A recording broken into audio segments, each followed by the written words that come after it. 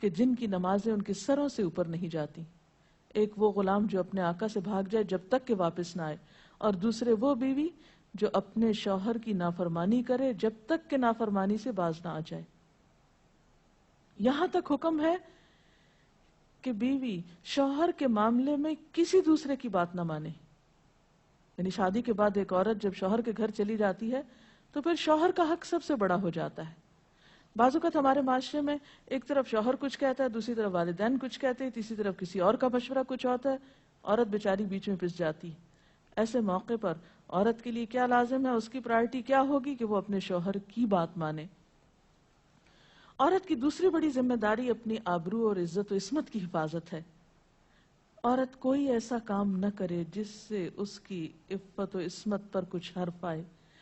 ازدواجی زندگی کی خوشی کا راز باہم ایک دوسرے پر اعتماد ہے. اگر کوئی بھی ایسا کام عورت کرتی ہے جس سے شوہر کے دل میں شک ہو جاتا ہے، اعتماد ختم ہو جاتا ہے، تو اس سے ازدواجی زندگی کی خوشیاں ختم ہو جاتی ہیں. یہ اعتماد بے حد ضروری ہے، اور اس کے لیے اپنی عزت عصمت کی خصوصی حفاظت.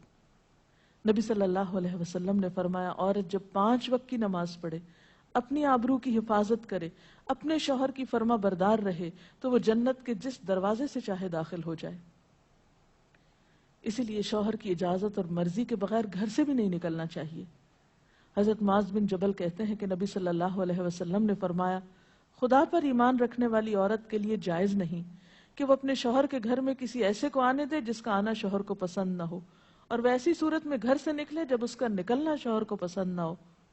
اطاعت کے علاوہ شوہر کو خوش رکھنا یہ بھی بے حد ضروری ہے.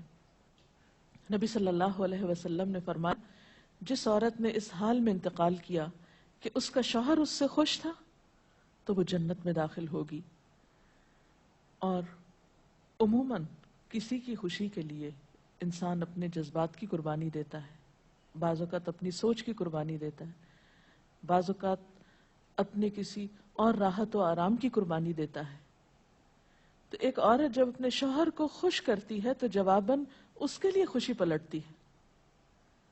اس لیے گھریلو زندگی کی خوشی کا انحصار اسی بات پر ہے کہ دونوں ایک دوسرے کے لیے قربانی کے جذبات رکھتے ہوں، ایک دوسرے کے لیے رحمت اور ایک دوسرے کے لیے مودت کا ذریعہ ہوں. جیسا کہ قرآن پاک میں شادی کا مقصد ہی یہ بتایا گیا کہ دونوں کے درمیان باہم مودت اور رحمت کے جذبات ہوں، ایک دوسرے کے لیے سکون کا باعث ہوں، تاکہ انسانی زندگی بہترین طریقے پر رواں دواں رہے. اسی طرح شوہر سے محبت کا اظہار کرنا، اس کے ساتھ وفادار رہنا، اس کا احسان ماننا، یہ بھی بے حد ضروری ہے. حضرت اسماء کہتی ہیں کہ ایک بار نبی صلی اللہ علیہ وسلم میرے پاس سے گزرے، میں اپنی سہیلیوں کے ساتھ تھی. آپ نے ہمیں سلام کیا اور ارشاد فرمایا، تم پر جن کا احسان ہے ان کی ناشکری سے بچو. تم میں سے ایک اپنے ماں باپ کے گھر کافی دنوں تک بن بیاہی بیٹھی رہتی ہے، پھر اللہ تعالیٰ اس کو شوہر عطا کرتا ہے، اولاد دیتا ہے، اور ان سارے احسانات کے باوجود اگر کبھی کسی بات پہ شوہر سے ناراض ہوتی ہے تو کہہ اٹھتی ہے، میں نے تو کبھی تمہاری طرف سے کوئی بھلائی دیکھی ہی نہیں. تو یہ جملہ ناشکری کا جملہ ہے جو عورت کو نہیں بولنا چاہیے. قیامت کے دن اللہ تعالیٰ اس عورت کی طرف نظر رحمت اٹھا کر نہیں دیکھے گا جو شوہر کی ناشکری ہوگی. اور آخری بات یہ کہ عورت کے اوپر لازم ہے کہ وہ اپنے گھر بار، مال و اسباب اور اپنی ذمہ داریوں میں شوہر کی مددگار رہے، شوہر کی وفادار رہے. آپ صلی اللہ علیہ وسلم نے فرمایا، قریش کی عورتیں کتنی اچھی عورتیں ہیں جو بچوں پہ بہت مہربان اور شوہر کے گھر بار کی حفاظت کرنے والی ہیں. آپ صلی اللہ علیہ وسلم نے ایک اچھی عورت کی خوبیاں بیان کرتے ہوئے فرمایا، مومن کے لیے خوف خدا کے بعد سب سے مفید اور باعث خیر نعمت نیک بیوی ہے. اور نیک بیوی کون؟ جب وہ شوہر اسے کسی کام کے لیے کہے تو خوشی سے کر دے، جب اس پہ نگاہ ڈالے تو اسے خوش کر دے، جب اس کے بھروسے پہ قسم کھائے تو وہ اس کی قسم پوری کر دے، جب وہ کہیں چلا جائے تو اس کے پیچھے اپنی عزت و آبرو کی حفاظت کرے، اور شوہر کے مال و اسباب کی اور ان سب چیزوں کی نگرانی میں شوہر کی خیر خواہ اور وفادار رہے.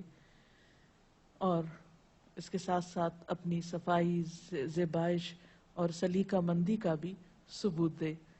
اس سلسلے میں اگر آپ کے ذہن میں مزید کچھ سوالات ہوں تو آپ کر سکتے ہیں۔